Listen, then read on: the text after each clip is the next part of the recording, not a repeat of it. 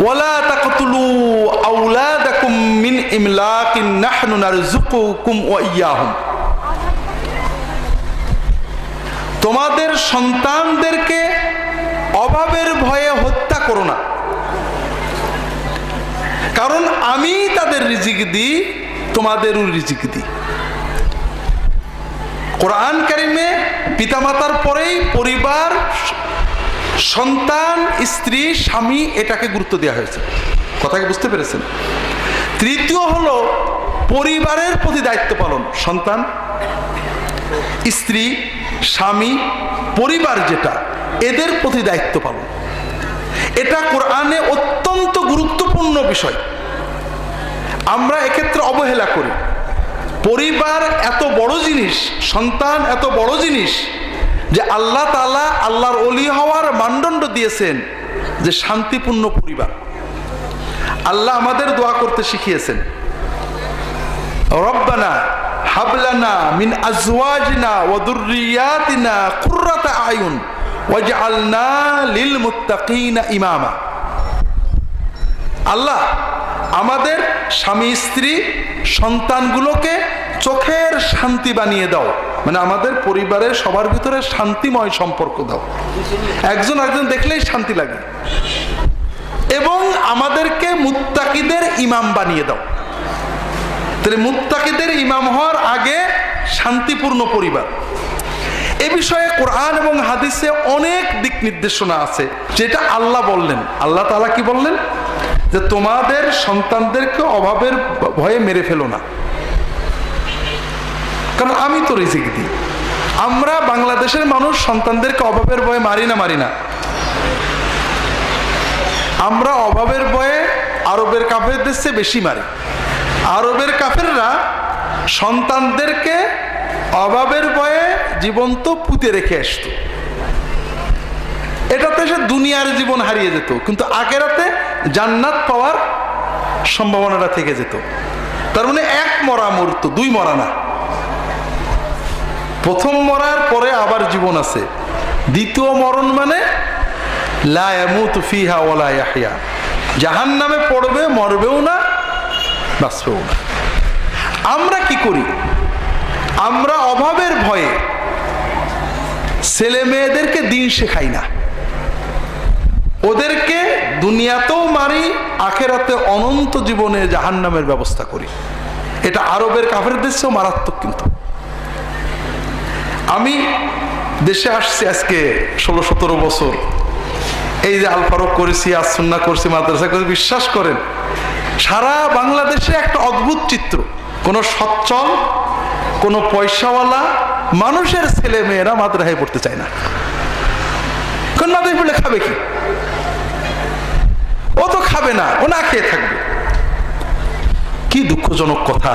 একটু আগে আমাদের মুফতি শহীদুল্লাহ হাফেজাহুল্লাহ তিনি আপনাদের বলছিলেন, আরো অনেক জরুরি কথা বলতে পারতেন, বাধ্য হয়ে কেটে দিতে হলো। তো বড় কষ্ট লাগে ভাইরা। আমাদের সন্তান, আমাদের চোখের মনি, যাকে নিয়ে আমরা পাগল হয়ে আছি, সেই সন্তান, তাকে আমরা দেখে শুনে জাহান্নামের পথে ঠেলে দিচ্ছি। কেন? দিন শিখলে ও গরিব হয়ে যাবে। ওয়ালা হাওলা ওয়ালা কুওয়াতা ইল্লা বিল্লাহ। প্রথম কথা হলো, দিন শিখলে গরিব হয়, এর চেয়ে মিছে কথা আর নেই। আমাদের দেশে কয়েকটা মিছে কথা আছে যেটাকে সব মুসলমান বিশ্বাস করে। একটা হলো খ্রিস্টান মিশনারি ইংলিশ মিডিয়াম স্কুলগুলোতে পড়লে খুব ভালো হয়। সমাজে আছে না নেই?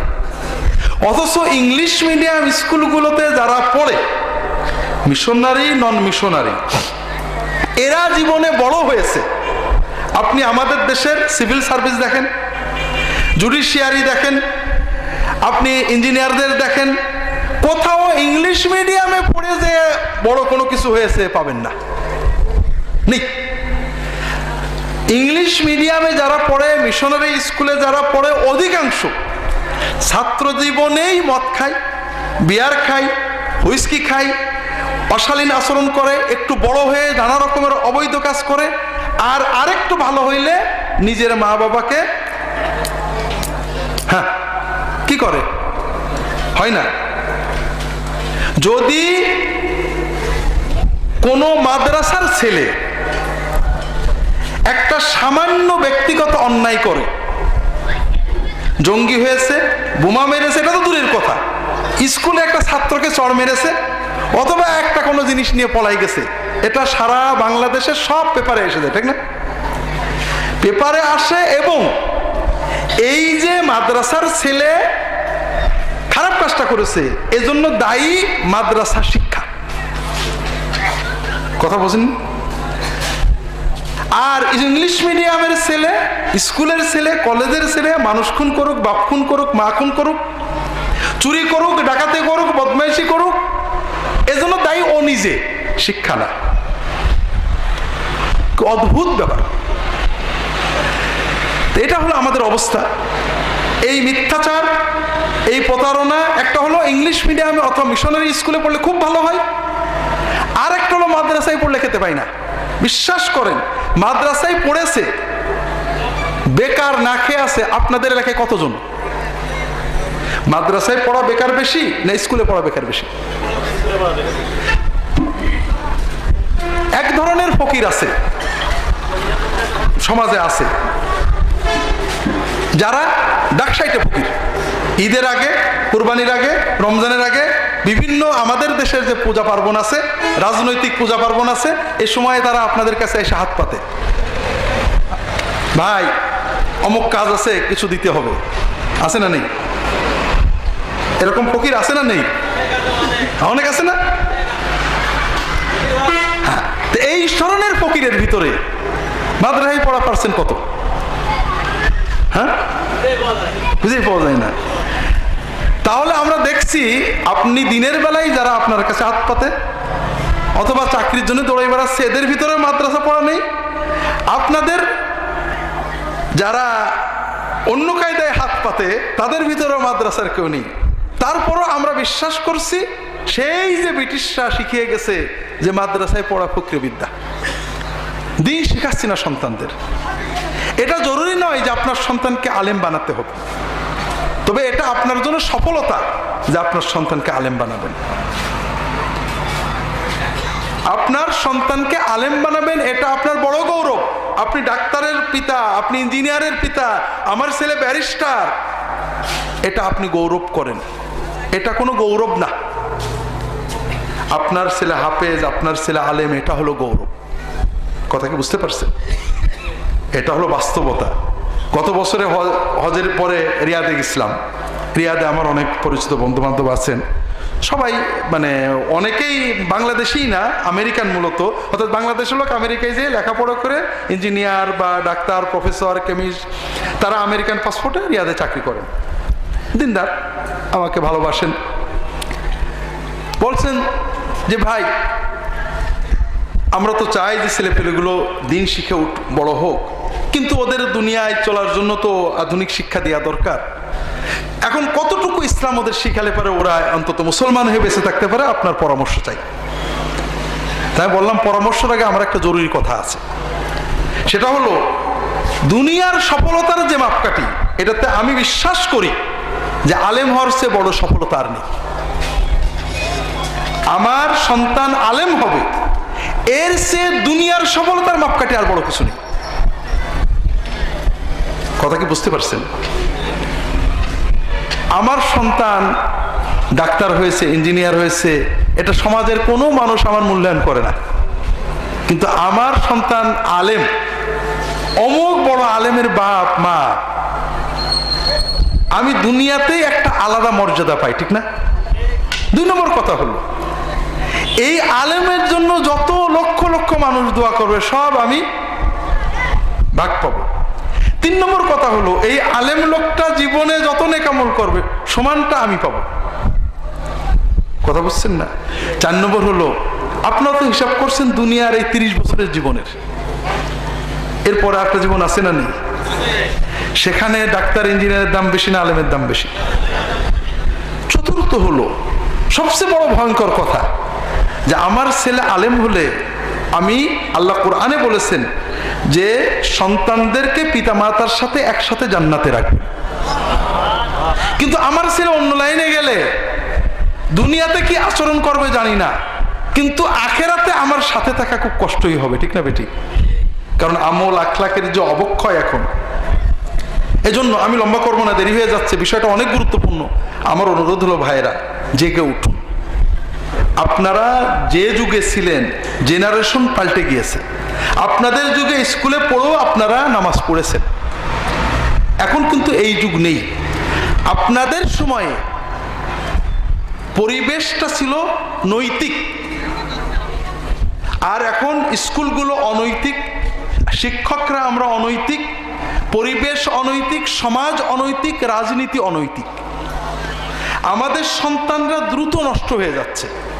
কাজেই যদি আপনি চান আলেম না হোক, কিয়ামতের দিন মুসলমানের বাবা হয়ে উঠবেন, যদি আপনি চান যে অন্তত দুনিয়াতে আপনার ছেলে আপনাকে মান্য করবে, আপনার ছেলে বৃদ্ধ বয়সেও আপনার পাশে থাকবে, এইরকম সন্তান চান, এইরকম নাতি চান, তাহলে অন্তত দিন শিখিয়ে বড় করেন।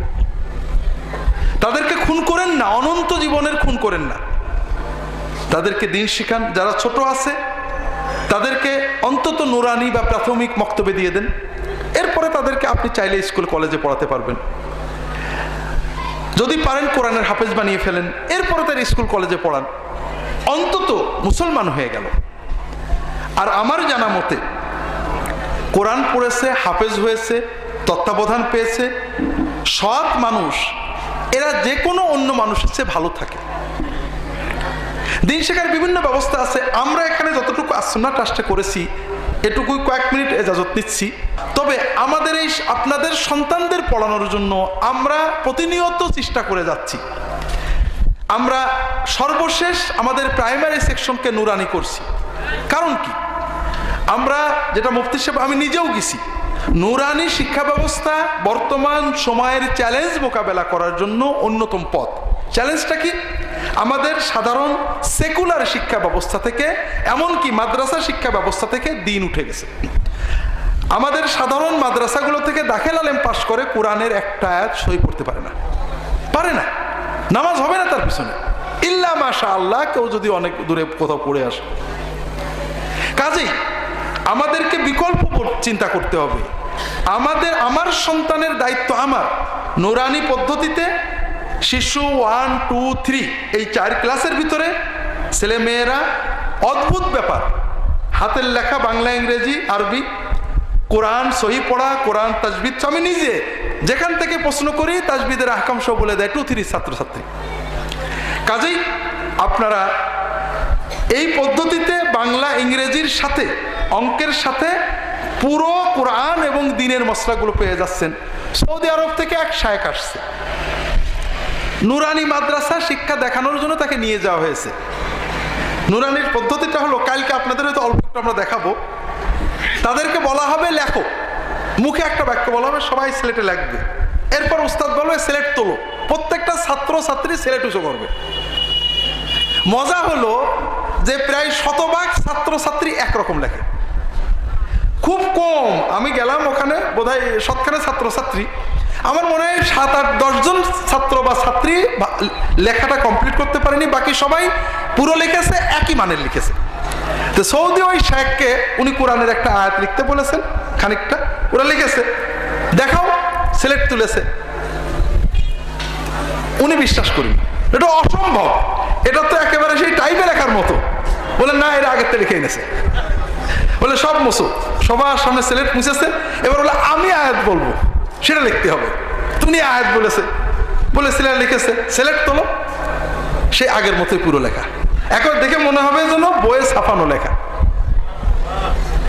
তাহলে আমরা কোরআন, ইসলাম, আরবি, ইংরেজি এবং সাধারণ সবগুলো একসাথে পাচ্ছি। আপনারা প্রশ্ন করতে পারেন, তাহলে ওখানে হয় না, এখানে হয় কেন? পার্থক্য খুব সহজ।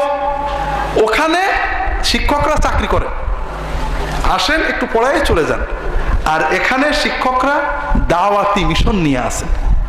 এখানে একটা স্বপ্ন নিয়ে আমরা থাকি যে কিছু ছেলে মেয়েকে দিন শিখে আমরা আল্লাহর কাছে কিছু পুরস্কার পাবো।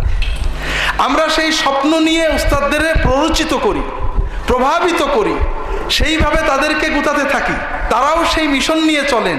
তাদের এই 4 ঘন্টা 5 ঘন্টা 6 ঘন্টা পুরাটুকুই তারা দাঁড়িয়ে দাঁড়িয়ে কষ্ট করেন। আর সাধারণ শিক্ষা ব্যবস্থায় আপনারা তো জানেন শিক্ষকরা কি করে, জানেন না আপনারা? এইটুক পার্থক্য।